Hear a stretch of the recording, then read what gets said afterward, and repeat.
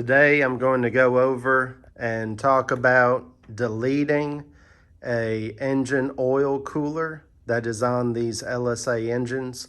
In this case, it's on my 2010 Cadillac CTS-V. It should be the same across all LSA engine platforms. We have a engine oil cooler on these engines, also because they have an engine oil piston squirter. And we're going to talk about what it does, why I'm deleting it, and how to delete it. If you would, please give this video a like and also hit subscribe. Help me out so I can make some more of these videos and keep the how-tos coming, and also some live action, especially once we get this thing back together. So first thing we're going to go over and we're going to talk about is your engine oil cooler. Is this guy right here.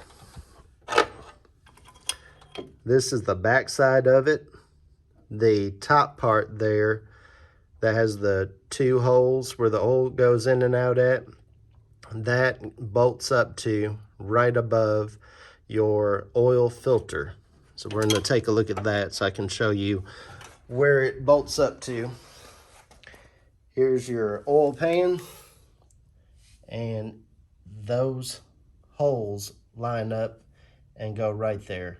So normally right here is going to be your engine oil filter. So on other LS vehicles, like even earlier ones, they'll have like a block off piece like this. It doesn't have an actual hole in it. It's solid, and that'll just bolt up to there. Or online you can buy ICT is a company that makes a billet block off, and you can just simply block it off, and that's how we will keep the oil from, instead of going out into the cooler, it'll now be blocked off. Also, that whole cooler bolts right on to the side of the oil pan at these 4 locations. So as you can imagine, this is also going to free up some space, even though that is not the primary objective. That is a bonus. Those 4 spots there is where it bolts up to your oil pan. So you have oil flowing through here, and it is an oil cooler. That's what the other side looks like right there. And that's all down there sticking off the side of your oil pan. So next thing we're going to talk about, what do they use for cooling? Well, what they use is your engine coolant. So you have your engine oil splashing up onto the bottom of the pistons by your oil piston squirters. I've shown that in a previous video when I went over the main bearing damage. You can see that in that video. And so even though the oil being splashed on the bottom of the piston is cooling it, we are also in return heating up the engine oil itself. And I mean, when you stop and think about it, your engine coolant temperature, even if you're running a 160-degree thermostat, when you come to a stop, you're still going to see every bit of 180, 190, maybe even 200 when you're in the staging lanes and on some really hot days like we have here in Texas. So your engine oil isn't going to get any cooler than your engine coolant. So on many builds, people delete the oil piston squirters, and they delete the engine oil cooler as well. So on my new engine, it will have the oil piston squirters deleted, and I'm deleting the engine oil cooler as well. So that's the oil side. For the coolant, this line right here hooks up to a line off of your water pump.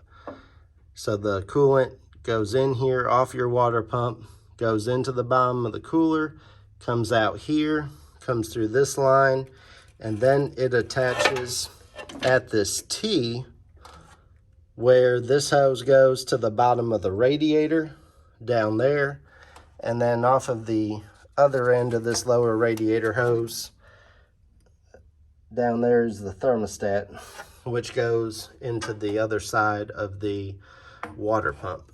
So let's go take a look. So this right here goes into the water pump on the lower right hand side, right here.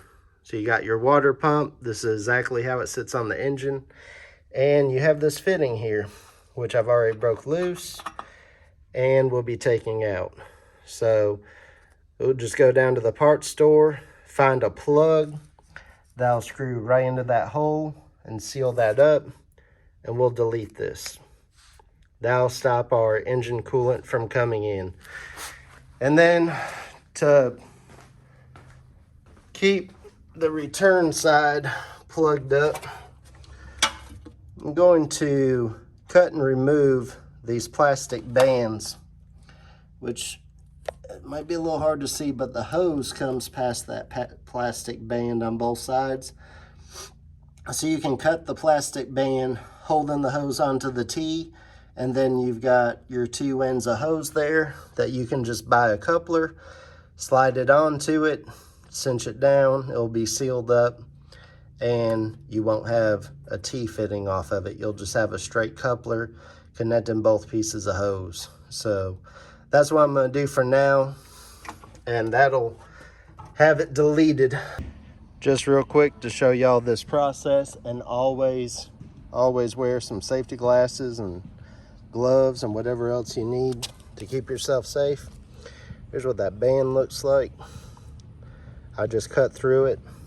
The angle grinder, just go real nice and slow. Didn't even mar up the hose, and just pulled it right off of the T.